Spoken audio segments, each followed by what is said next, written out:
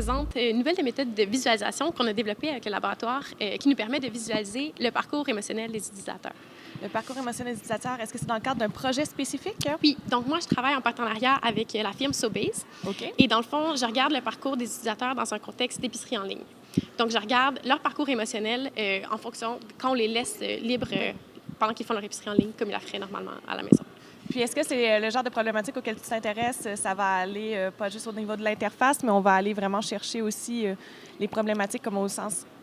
en ligne, on n'aura pas tout ce qui est le toucher au niveau des différentes choses qu'on veut acheter. C'est quelque chose qui est quand même très sensoriel, l'expérience d'épicerie. Les gens veulent regarder l'objet qu'ils achètent. C'est ça. C'est un contexte très particulier parce que, justement, les gens ne se l'avouent pas toujours, mais ils aiment ça toucher, ils aiment ça sentir, ils aiment ça regarder les aliments, les comparer. C'est quelque chose que tu ne peux pas faire en ligne. Puis ce qui est particulier aussi, c'est que, par exemple, quand tu magasines sur des vêtements sur Internet, tu vas souvent acheter 1, 2, 3 items. Oui. Alors qu'en ligne, tu achètes une multitude d'items. Oui. Fait que tout ça fait que le parcours vécu en ligne par les utilisateurs est très différent d'une autre expérience en ligne. OK. Puis comment tu as adressé justement ces particularités-là dans l'expérience? Bien, ce qui était vraiment le fun, c'est que souvent, dans les expériences, il y a des contraintes. Donc, on va faire tâche 1, tâche 2, tâche 3, tâche 4. Alors que dans l'expérience qu'on a fait avec les épiceries en ligne, on a vraiment laissé les utilisateurs libres de faire ce qu'ils voulaient. Donc, c'est-à-dire qu'on a dit, OK, bon, voici, prends ta carte de crédit et fais ton épicerie en ligne. Et à ce moment-là, nous, ça nous a permis de voir le vrai parcours réel, donc par où les utilisateurs commenceraient, est-ce qu'ils reviennent sur les tâches plusieurs fois, et justement d'identifier des points de friction. Donc, des moments où est-ce que les utilisateurs étaient fâchés ou avaient de la difficulté avec la tâche. Puis ce qu'on a pu constater, qui était super intéressant, c'est que ces points de friction-là, ils sont souvent pas identifiés par l'utilisateur par après lorsqu'on lui demande qu'est-ce qui t'a dérangé dans la tâche. Son corps, donc ses mesures physiologiques, nous disent que oui, il y a eu un problème. Par contre, lui, pas toujours. Il n'a pas réalisé qu'il y a eu un problème. Exactement. Oui, il s'en rappelle pas. Puis est-ce qu'à ce moment-là, vous lui dites le genre de choses que vous dans avez le fond, vues? nous, on a juste... dans cette expérience-là, ce qu'on a fait, c'est qu'on a comparé ce qu'il nous disait ou ce qu'il nous disait qu'il avait aimé ou pas aimé avec ce que son parcours émotionnel nous disait. Donc, où étaient situés ses points de friction? Donc, au début, à la fin, dans quelle sous-tâche? Est-ce que c'était dans son magasinage? Est-ce que c'était plutôt dans le paiement? Est-ce que c'était quand il vérifie la commande puis il vient sur cliquer « Order » qui est comme l'étape finale? Oui. Puis c'était assez intéressant. Puis quel genre de petits problèmes, justement, des points de friction que vous avez rencontrés qui pourraient être surprenants, étant donné que les gens s'en rendent pas compte? J'imagine que la plupart des gens ne se rendent pas compte non plus qu'ils pourraient rencontrer cette difficulté-là. Oui, mais il y a beaucoup de... C'est sûr que dans les différents sites d'épicerie en ligne, il y a les moteurs de recherche, puis les différentes recherches. Donc, tu sais, par exemple, il y a un participant qui a cherché de la sauce tomate, puis il s'est retrouvé pour de la nourriture pour chien. Là, il y a eu une petite surprise, ça crée un point de friction. Des fois, il s'en rappelle, des fois, il s'en rappelle pas. Il y a aussi quand il rentre des informations plus confidentielles, comme la carte de crédit. Puis, des fois, il y a des trucs assez surprenants. Donc, on identifie qualitativement par la suite les points de friction. Puis souvent, on se demande vraiment... qu'est-ce qui s'est passé là? On ne sait pas toujours. Puis, est-ce que c'est les résultats que vous avez, comment ça se traduit en ce moment? Est-ce que vous les poussez en ligne déjà ou c'est quelque chose qui va s'en venir avec Sobase? C'est quelque chose qui va s'en venir. C'est sûr que là, c'est tout nouveau. C'est une nouvelle méthode qu'on a développée il y a quelques mois. Puis là, on est à pousser parce que dans le fond, il faut quand même identifier... Nous, ça nous permet d'identifier les temps précis en secondes où est-ce qu'il y a ces problèmes-là. Quand même, puis après ça, il faut retourner voir l'enregistrement, voir qu'est-ce qui a causé ça, puis essayer d'expliquer qualitativement. Puis donc, ça s'en vient. Là, tu me dis que c'est une nouvelle méthode, c'est sorti il y a quelques mois. Oui. Est-ce que tu peux m'en parler un peu? Bien, je suis en train d'écrire mes articles sur le sujet. OK. Donc, il y a un article qui va apparaître dans une conférence en juin.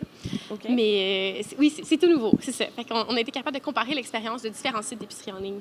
OK. Pour voir justement, est-ce qu'il y a des sites qui performaient mieux et d'autres moins dans différents contextes. Puis là, aujourd'hui, est-ce qu'on va t'entendre un peu nous en parler? Oui, c'est exactement de ça que je vais parler. Donc, je vais parler de la nouvelle méthode de visualisation, comment on peut voir et identifier les différents points de friction. D'accord. Et les contrastes, justement, à ce que les utilisateurs nous disent et qu'est-ce qu'ils... Donc, entre leur expérience vraiment vécue et ce qu'ils pensent avoir vécu.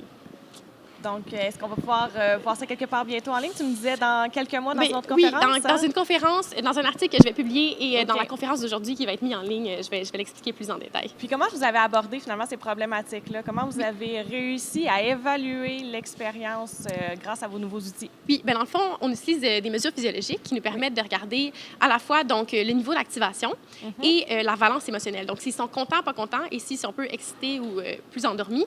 Puis on cherche les moments où est-ce qu'ils sont à la fois excités, mais de mauvaise humeur, donc activés négativement. OK. Puis, on est capable de comparer ça entre différents sites Internet. Donc, on a passé des participants sur plusieurs sites d'épicerie en ligne. Puis, on est capable de voir, justement, où est-ce que les moments où est-ce qu'ils sont activés négativement se situent.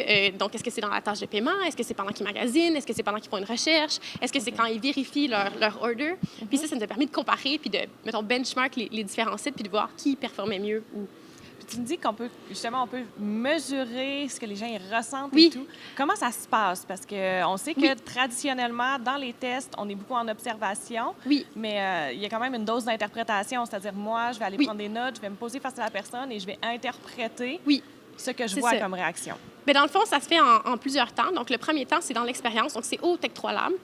C'est une expérience où est-ce que les utilisateurs ont les outils physiologiques posés sur eux. Donc, on a un oculomètre qui regarde où est-ce qu'ils regardent sur l'écran. C'est enregistré, donc on peut y revenir plus tard. Mais on regarde aussi... on a un logiciel qui s'appelle Face Reader qui mesure si les gens sont, donc les émotions des gens, donc si c'est positif, négatif.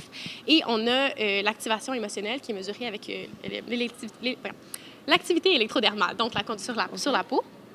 Et dans le fond, suite à la récolte de ces données-là, nous, on peut faire le parcours émotionnel des utilisateurs, déterminer justement ces moments de points de friction où est-ce qu'ils sont à la fois activés de façon négative. Et dans le fond, on va retourner dans l'enregistrement vidéo où est-ce qu'on voit exactement où est-ce que leurs yeux vont. On va aller voir la seconde précise où est-ce qu'ils ont eu ce point de friction-là. Et on va être capable de déterminer qualitativement en regardant l'enregistrement, ah, bien, ça a dû arriver parce qu'on voit que dans la minute, il s'est passé ça, puis là, ils ont fait ça, ou ils ont constaté tel élément. Puis à ce moment-là, je suis certain qu'il y a des sceptiques qui vont venir et qui vont nous dire « Ah oui, bien, tu poses une électrode, j'imagine, sur la peau. Et là, tu es capable de reconnaître une émotion. » Ça, il y a des études, j'imagine, qui sont faites là-dessus? Oui, il y a plusieurs études qui sont faites là-dessus. Dans le fond, le logiciel de facial recognition, Face Reader, ça permet vraiment d'évaluer de façon très précise les 7 émotions qu'on peut voir pour les humains avec le pourcentage de chaque émotion. Je suis peut-être pas la meilleure pour t'expliquer exactement comment les logiciels fonctionnent, là, mais ça nous permet d'être très, très, très précis puis d'évaluer à la seconde près. Puis, dans le fond, pour ce qui est important aussi, c'est que pour chaque participant, on regarde leur niveau d'activation ou de négatif par rapport à leur état neutre à eux. Donc, c'est pas comparé aux autres participants, c'est vraiment pour leur par rapport à exactement. Wow. Donc, on est sûr que c'est vraiment comparé à leur état normal. Puis dans l'ensemble des participants, est-ce qu'il y avait des émotions qui ont ressorti particulièrement? J'imagine qu'ils n'ont pas eu d'explosion de joie ou des choses comme ça. C'est pas une expérience, c'est une expérience utilitaire. Donc, c'est sûr que les gens ne sont pas de joie, ils ne jouent pas à un jeu vidéo. Par contre, il y a quand même une bonne variation parce que c'est une expérience qui dure un peu plus, un peu moins d'une heure, en fait. Puis, on peut quand même voir, souvent de la surprise ou ça. Puis, même si c'est petit, vu que c'est comparé toujours... S'il y a quelqu'un de très expressif, bien, comme c'est comparé à son état normal, on va revenir, on va juste prendre ces gros pics. Mais s'il y a quelqu'un qui reste au neutre, vu qu'on le compare encore une fois à son baseline state, là, à son état normal, on est capable d'aller identifier des points de friction, même s'ils ne sont pas aussi poussés que quelqu'un qui est super... Puis est-ce que ça t'est arrivé d'avoir de la difficulté avec quelqu'un, se dire, OK, cette personne-là, en fait, elle est pas très expressive, pas pire au neutre? Bien, il y en a qui n'en ont pas. Il y a des participants que l'expérience a bien été, ils n'ont pas eu de problème, puis il n'y a eu aucun point de friction.